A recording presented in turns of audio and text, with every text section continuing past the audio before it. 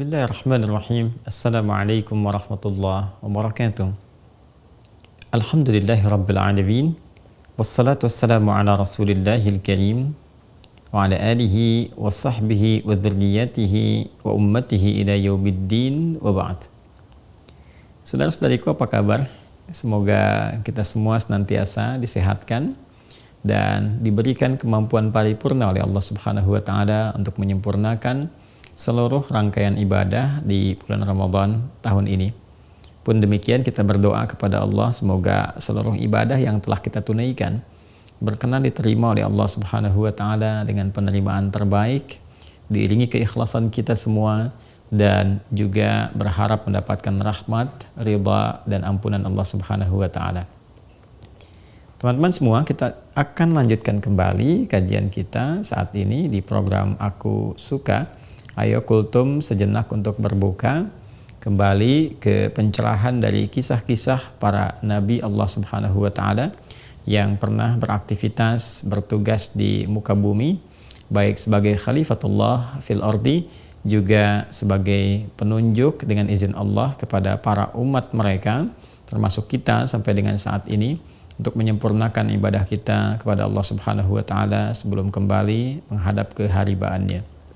Saat ini kita akan melanjutkan kajian di pertemuan yang lalu terkait dengan keberlangsungan hidup Adam alaihissalam dan istrinya Hawa sejak mula diturunkan ke muka bumi. Kita akan masuk kepada kisah yang sangat penting, bagaimana Adam alaihissalam mulai menjalani kehidupan awal berumah tangga dengan Sayyidah Hawa dan mengawali misi sebagai khalifah, pemakmur, penyukses, pembangun harmoni, dan saat yang bersamaan tentu diberikan kesan sebagai pengganti kehidupan para jin sebelumnya yang ditugaskan dan tidak berhasil, dan juga memberikan kesan bahwa tugas Adam alaihissalam, Hawa alaihissalam akan dilanjutkan oleh generasi-generasi selanjutnya dari kalangan anak keturunannya sampai kita saat ini, sampai dengan kehidupan berakhir, dan itu semua tentu akan bernilai ibadah di hadapan Allah Subhanahu wa taala sesuai dengan komitmen niat yang kita bangun. Bagaimana kehidupan Adam dan Hawa berlangsung dalam kehidupan rumah tangga sehingga melahirkan keturunan sampai dengan kita saat ini yang coba kemudian kita akan tampilkan baik dari keterangan Al-Quran ataupun penguat hadis-hadis Nabi Muhammad SAW ataupun saripati dari keduanya yang dikutip oleh para ulama kita dan sampai kepada kita semua. Saat ini kita akan bersama Al-Quran surah ke-5 Al-Maidah dari ayat ke-27, dan kita akan mengambil kemudian di antara penjelasnya di kitab masih Al-Bidayah wan Nihayah karya Al-Imam Ibnu Katsir rahimahullah yang ada pada jilid pertama dari 21 jilid. Ini di jilid yang pertama kita akan coba tampilkan dari halaman 143 sampai halaman 144 sebagai pembukanya. Baik, langsung saja kita masuki Quran surah ke-5 Al-Maidah dari ayat ke-27. Allah Subhanahu wa taala berfirman, "Watlu 'alaihim naba abnai Adama bil haqqi idh qarraba qurbanan fatuqabbala min ahadihima wa lam yutaqabbal min al-akhar. Qala la aqtulannak. Qala innama yataqabbalullahu minal muttaqin." Baik, mari kita lihat sejenak di sini teman-teman sekalian. Kita akan lihat dulu secara tekstual dan berkata bagaimana kemudian kisah ini ditampilkan kepada kita semua. Watlu 'alaihim naba abnai Adama bil haqqi. Muhammad sallallahu alaihi wasallam bacakan, pahamkan kepada mereka di sini tentunya kalau kita merujuk kepada keterangan-keterangan tafsir ada ragam maknanya. Bisa jadi terkait dengan ahli kitab yang juga banyak menyoal kepada Nabi sallallahu alaihi wasallam dengan meminta dikisahkan tentang kisah-kisah orang-orang di masa lalu yang kadang-kadang juga hanya sekedar untuk menguji, yang kisah-kisah yang kadang tidak masuk akal gitu ya. Namun untuk menguji konsistensi nubuat Rasulullah SAW. Mereka bertanya tentang kisah Dzulkarnain misalnya, mereka bertanya tentang kisah Ashabul Kahf misalnya. Pun demikian mereka bertanya tentang kisah dua anak Adam alaihissalam yang tentu kita akan baca dan sajikan pada keterangan kita saat ini. Baik, Watlu alaihim, Muhammad SAW bacakan, terangkan kepada mereka. Dan ini inspirasi juga kepada kita semua, karena apa yang diterangkan oleh Nabi SAW dari wahyu ayat Al-Quran, baik itu kepada ahli kitab misalnya, kalangan tertentu, ataupun juga komunitas yang ada pada masa itu, baik dari kalangan sahabat Nabi SAW, ataupun umat secara umumnya pada masa itu yang masih belum beriman. Maka kaidah di Asbabun Nuzul mengatakan al-ibratu bi'umumil lafzi la bi khususis sababi. Hukum itu, kisah itu, inspirasi itu dinilai dari keumuman lafadznya, bukan dilihat dari kekhususan sebabnya. Artinya sekalipun sebabnya khusus misalnya pada kalangan tertentu, tapi kalau nuansa maknanya dari kata yang ditampilkan umum, maka inspirasi itu pun berlaku untuk kita semua, bahkan semua generasi sampai kehidupan berakhir. Baiklah, watlu alaihim naba abnai Adam bil haqqi, bacakan kepada mereka Muhammad sallallahu alaihi wasallam, ceritakan, kisahkan, pahamkan tentang kisah dua anak Adam, namun sampaikan dengan benar. Bil haqqi, kata hak ini biasanya di dalam Al-Quran menunjuk pada satu kosakata dengan makna kebenaran mutlak, yang biasanya seluruhnya bersumber dari Allah Subhanahu wa Ta'ala. Karena itu kata al-haq misal ditemukan di Quran surah kedua Al-Baqarah ayat 147, al-haqqu mir rabbika fala takunanna minal mumtarin, yang semua hak itu kebenaran mutlak sumbernya dari Rabb Muhammad SAW, dari Allah Subhanahu wa Ta'ala. Maka kalau sudah datang yang hak yang bersumber dari Allah, tidak ada celah untuk meragukannya. Karena itu keterangan dari manusia itu biasanya sekalipun benar masih disebut dengan as-sidqu, yang butuh pembuktian lagi, yang masih punya peluang-peluang, ada kurangnya, ada salahnya. Tapi semua yang bersumber dari Allah disebut hak, kebenaran mutlak yang paripurna, yang sejati sifatnya.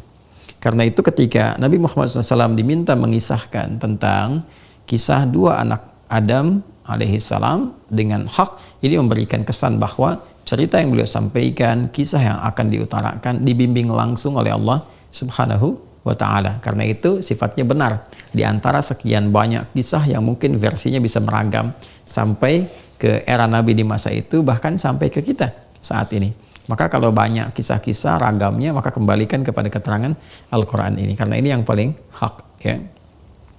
Idh qarraba qurbana fataqabbala min ahadihima wa lam yutaqabbal min al-akhar. Ketika keduanya itu menyampaikan satu korban. Korban di sini kita akan lihat nanti keterangan yang lebih dalam apa yang dimaksud korban di sini dan seperti apa syariatnya berlangsung. Kita bacakan terlebih dahulu teksnya, lalu kita lihat bagaimana penjelasannya. Dari korban yang dilakukan oleh kedua anak Adam ini, fataqabbala min ahadihima, satu diterima oleh Allah Subhanahu wa Ta'ala, wa lam yutaqabbal minal akhar, yang satu tertolak. Qala la aqtulannak, maka yang korbannya tertolak ini dia berkata kepada saudaranya yang korbannya diterima, aku akan membunuhmu. Ya, kemudian qala innama yataqabbalullahu minal muttaqin.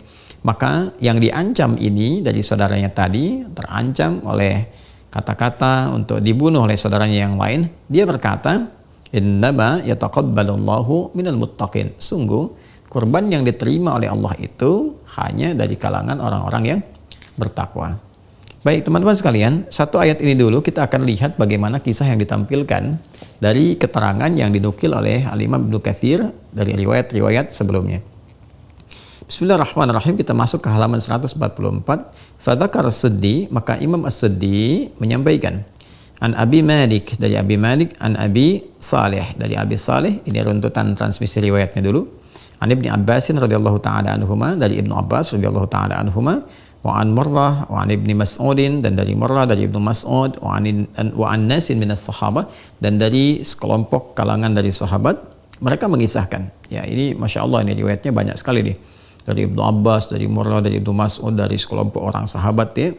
Mereka mengisahkan anna Adama kana yuzawwiju dzakara kulli batnin bi unthal akhar. Adalah Adam alaihissalam dibimbing oleh Allah Subhanahu wa Ta'ala, diberikan perintah untuk membangun keturunannya dengan cara menikahkan setiap yang terlahir itu dengan pasangan yang berikutnya. Jadi dengan izin Allah Subhanahu wa Ta'ala, Hawa ini ketika mengandung dan melahirkan, selalu lahirnya kembar. Laki-laki, perempuan, laki-laki, perempuan.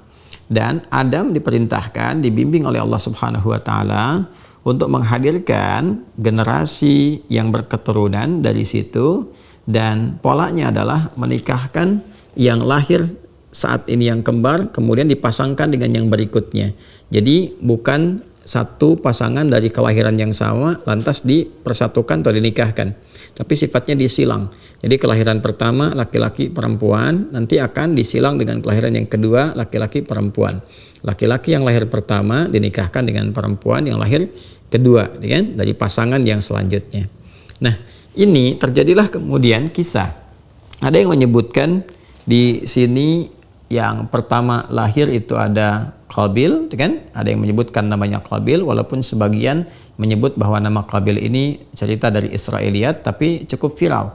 Ya, cukup viral dan ditampilkan sampai ke para sahabat juga menyampaikan nama yang dimaksudkan, termasuk dikutip dari bukunya Al-Bidayah wan Nihayah karya Al-Imam Ibnu Katsir rahimahullah.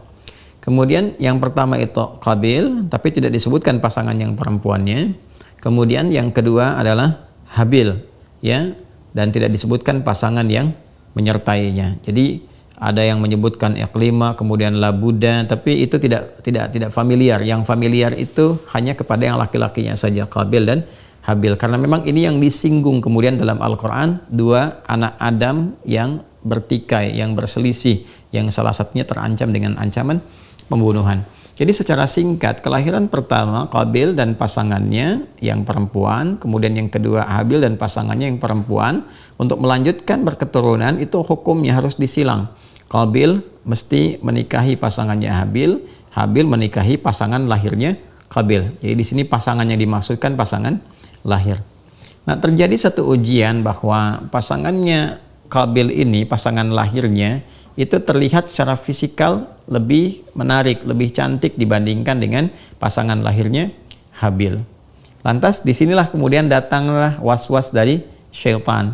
Di sini datang kemudian ya godaan-godaan yang dilekatkan kepada Qabil khususnya, melihat satu realitas, dan ini komitmen setan sebelum diturunkan ke bumi pun ya dia sudah mengajukan kepada Allah Subhanahu wa taala untuk menyertai misinya Adam dan membuktikan kesombongannya untuk menjatuhkan martabat Adam dan keturunannya di hadapan Allah Subhanahu wa taala. Maka mulailah dibisikkan was-was.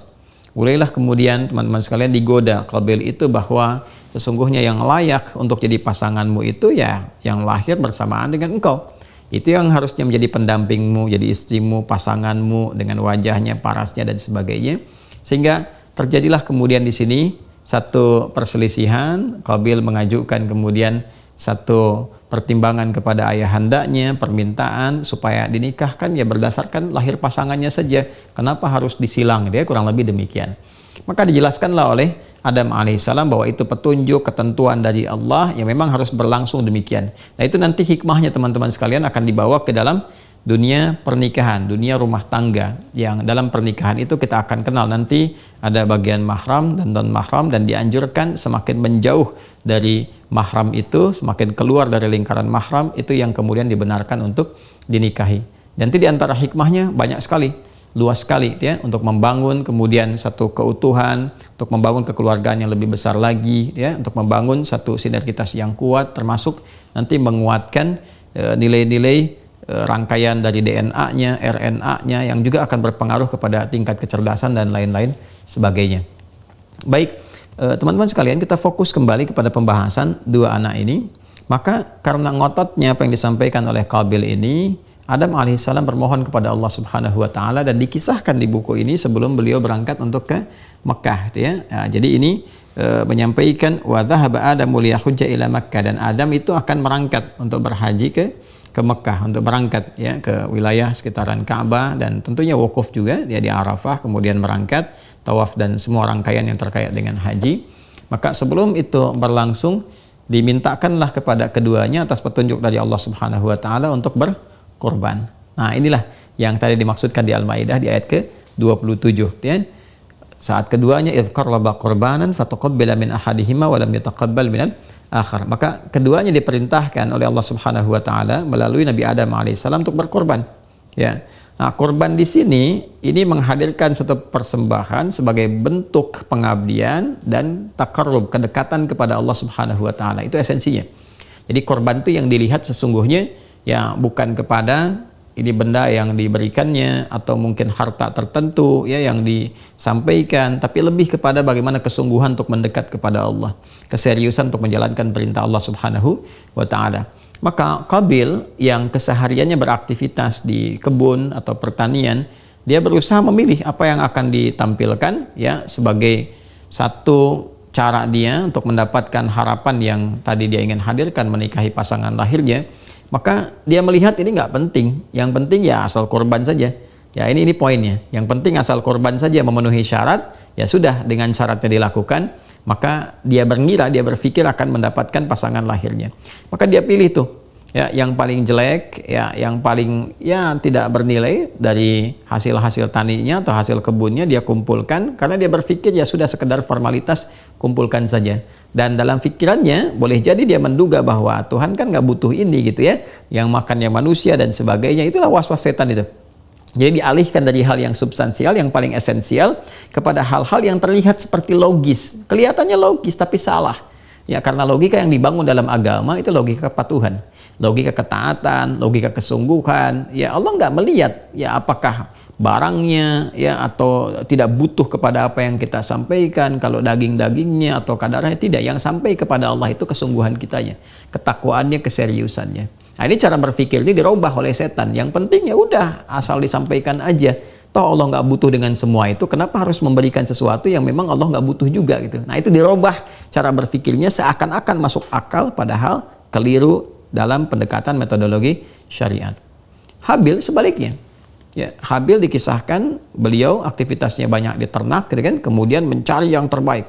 Ya, jadi yang diharapkan ridha Allah saja, karena Allah yang perintahkan ya sudah cari yang paling baik ya untuk menghadirkan kesungguhan, niat yang paripurna. Yang penting Allah ridha, saya berikan yang paling bagus. Maka ditampilkanlah kemudian domba yang paling gemuk, binatang yang paling gemuk dengan kesungguhan, dengan keikhlasan dan jiwa untuk mematuhi ketaatan atas perintah Allah Subhanahu wa taala.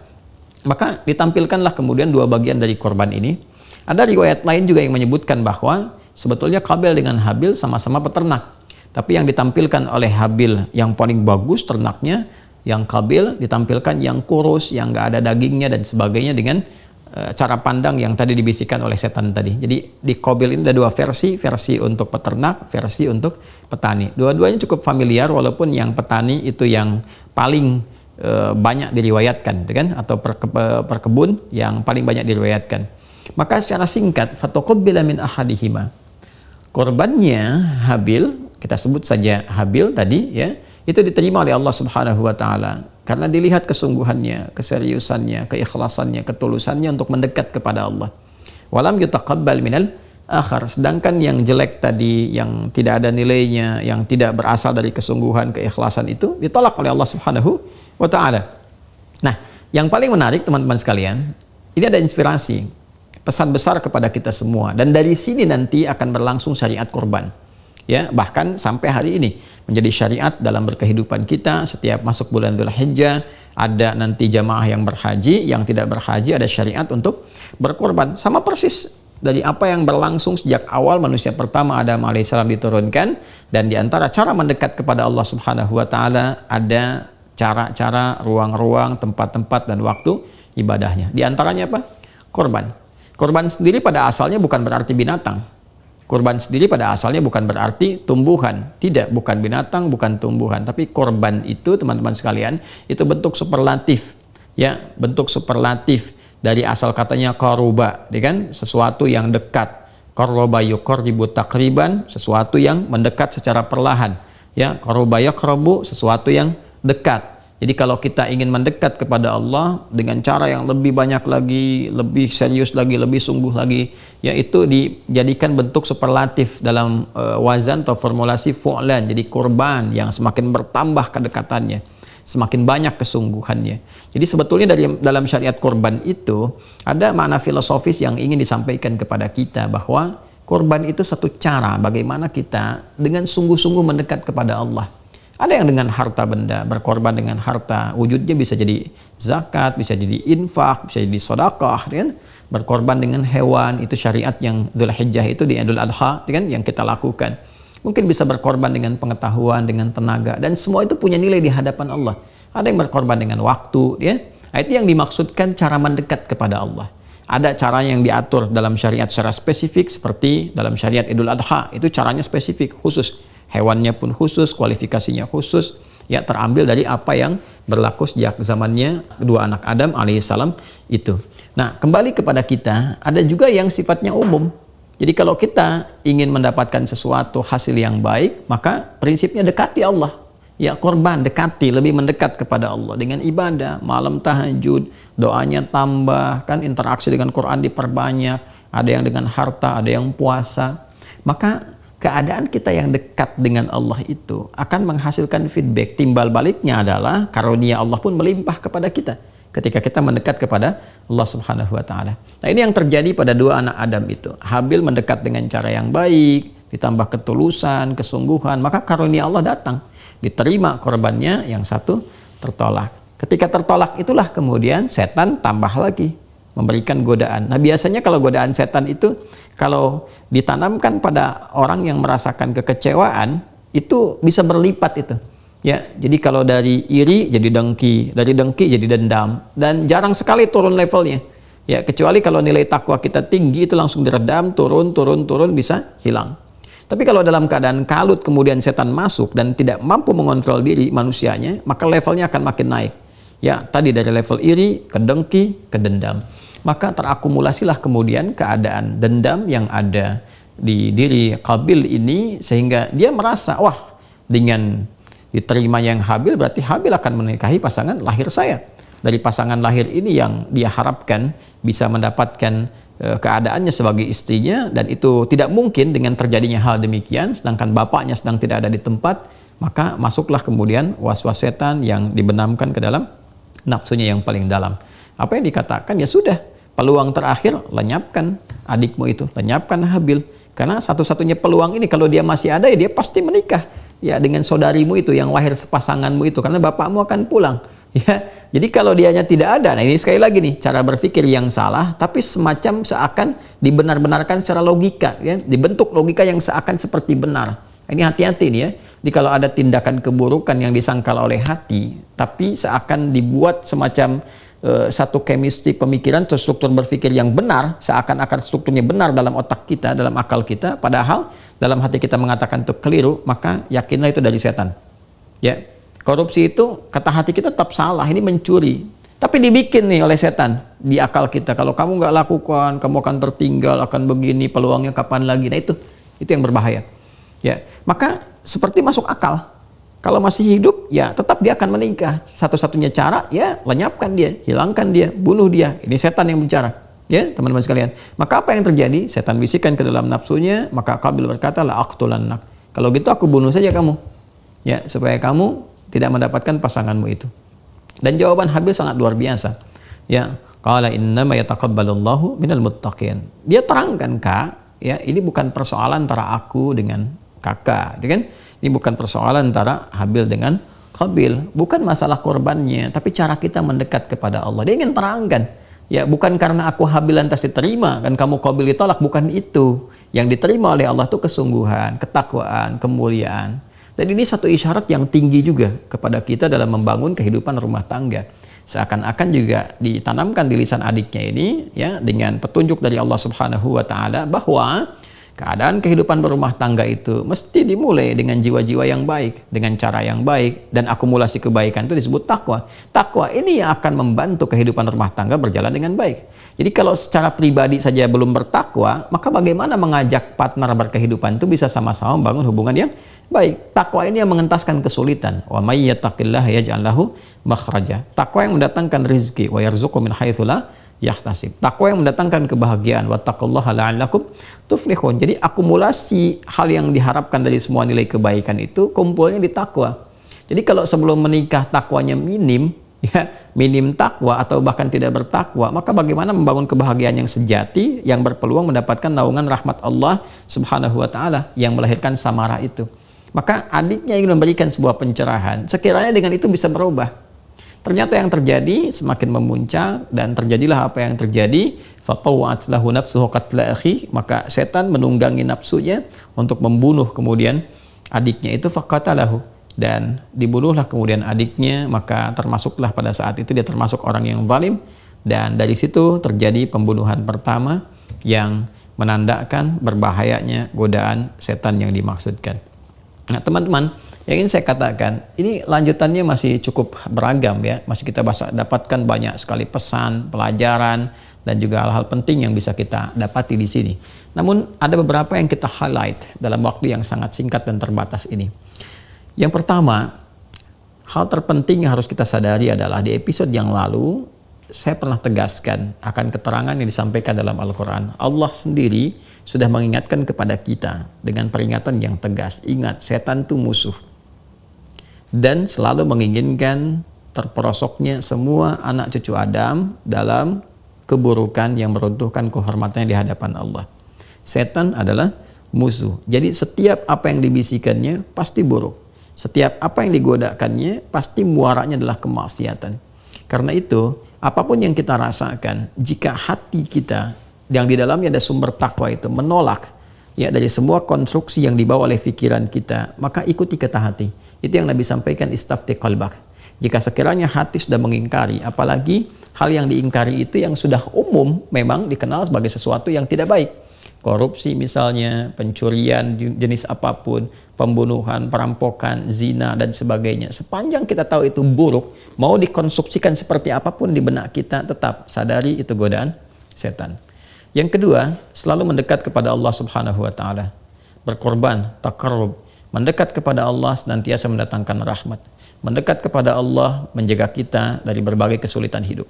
Mendekat kepada Allah menghadirkan perlindungan Allah yang sekiranya bisa mengancam kehidupan kita atau kebahagiaan dunia akhirat kita. Cara mendekat kepada Allah itu beragam. Ada yang sifatnya diatur oleh syariat tertentu, syarat ketentuannya seperti kurban dalam konteks Idul Adha. Ada yang sifatnya sangat luas, terkait dengan keadaan niat kita yang diimplementasikan dalam berbagai tindakan kehidupan kita. Misal dengan ibadah ritual seperti tambah sholatnya dengan sunnah, tahajudnya, duhanya, itu diantara berkorban dengan sifat yang umum. Ada dengan harta benda, tambah infaknya, tambah sedekahnya. Tapi ingat, tujuannya adalah mendekat kepada Allah. Ya, jangan ditarik ibadah kita misalnya, apakah tahajudnya, apakah hartanya, ditarik untuk kepentingan dunia yang terlalu kecil. Ya, walaupun ada isyarat kebolehan, tapi terlalu kecil, terlalu rendah. Apalagi menarik kepentingan akhirat kepada dunia, itu bertolak belakang dengan nas. Walal akhiratu khairul laka minal ula. Maka jika ada kesulitan, ada keinginan, ya, untuk mendapatkan rahmat Allah itu boleh kita lakukan dengan cara menambah ibadah. Tapi tujuannya untuk mendapatkan rahmat, bukan menarik kepada kepentingan dunia. Supaya Allah ridha, supaya Allah berikan rahmat, supaya Allah kasih jalan keluar. Itu yang dimaksudkan. Karena itulah ketika Allah menyampaikan wa may yattaqillaha yaj'al lahu makhraja. Ketika Anda meningkatkan takwa kepada Allah, rahmat Allah datang. Rahmat itulah yang kemudian dengan izin Allah, Allah jadikan semua kesulitan jadi ringan, rezeki jadi dekat. Jadi tujuan kita orientasinya ikhlas, lakukan karena Allah Subhanahu wa Ta'ala. Yang ketiga, teman-teman sekalian, kisah ini memberikan pesan kepada kita bahwa membentuk pribadi yang baik itu manfaatnya sangat luas. Dibawa ke dalam konteks kehidupan berkeluarga, konteks kehidupan sosial yang lebih luas lagi. Kalau kitanya baik, di keluarga pasti baik, di masyarakat pasti baik, di bangsa, di negara pasti baik. Jadi ternyata baik itu mahal. Pintar itu bisa didapatkan. Banyak lulusan kampus, universitas yang pintar-pintar, tokoh-tokoh pintar-pintar. Tapi kepintaran tidak menjamin baik.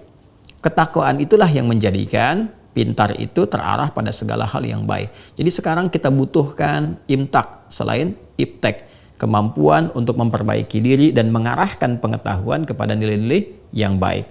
Bisa dibayangkan kalau banyak ahli ekonomi, ahli hukum, ahli politik, ahli agama, ahli ilmu, semuanya punya nilai-nilai yang baik, maka kehidupan berbangsa, bernegara, bermasyarakat, berkeluarga, semua pasti akan terarah pada kehidupan yang baik dan mulia. Dan yang terakhir, tidak harus keburukan itu dibalas dengan keburukan lagi, sehingga sama-sama punya nilai yang buruk. Maka dijawablah dengan cara yang proporsional, dibalas dengan cara yang proporsional. Jika terkait dengan tindakan hukum, diselesaikan dengan hukum yang benar. Jika terkait dengan aspek moral, maka dibenarkan secara moral. Jika terkait dengan intelektual, maka dijawab dengan cara intelektual, bukan sesuatu tulisan dibalas dengan makian misalnya, atau bukan sesuatu yang dituliskan dibalas dengan senjata atau yang lain-lain sebagainya. Tidak. Hal-hal ini ditujukan oleh Al-Quran dengan cara yang proporsional. Jangan balas atau keburukan dengan keburukan yang serupa atau yang lebih buruk daripada itu. Maka dijawablah dengan cara yang elegan, yang terbaik, yang sekiranya dibenarkan oleh Allah Subhanahu wa Ta'ala dan Rasulnya. Itulah pengantar dari kisah dua anak Adam alaihi salam. Dan selanjutnya ada sesuatu yang menarik pula yang memberikan kesan kepada kita dan berlaku sampai dengan kini, berupa syariat-syariat lanjutan dari kisah dua anak Adam ini. Apa yang terjadi selanjutnya? Bagaimana kemudian Qabil mengeksekusi Habil, dan apa yang terjadi setelah itu sehingga melahirkan penyesalan mendalam pada Qabil, namun juga saat yang bersamaan ada dosa-dosa yang dipikul dan berkelanjutan sampai dengan hari kiamat. Seperti apa kisahnya? Di lain waktu kita akan sambungkan kembali sehingga semua kisah ini berlangsung secara tersinergi dan dipahami secara komprehensif. Semoga bermanfaat, semoga Allah memberikan hidayah kepada kita dan membimbing kita di bulan suci Ramadan ini untuk menjauhi semua perbuatan yang tidak Allah ridhai, terutama dosa-dosa besar yang harus kita hindari. Allahumma taqabbal minna innaka antas sami'ul alim wa tub 'alaina innaka antat tawwabur rahim. Allahumma inna na'udzubika minal kaba'ir, na'udzubika min hamazatis syayatin, wa na'udzubika an yahduruna. Rabbana atina fid dunya hasanah wa fil akhirati hasanah wa qina adzabannar. Wa sallallahu ala sayyidina Muhammad wa ala alihi wa sahbihi ajma'in. Wa akhiru da'wana anil hamdulillahi rabbil alamin. Assalamualaikum warahmatullahi wabarakatuh.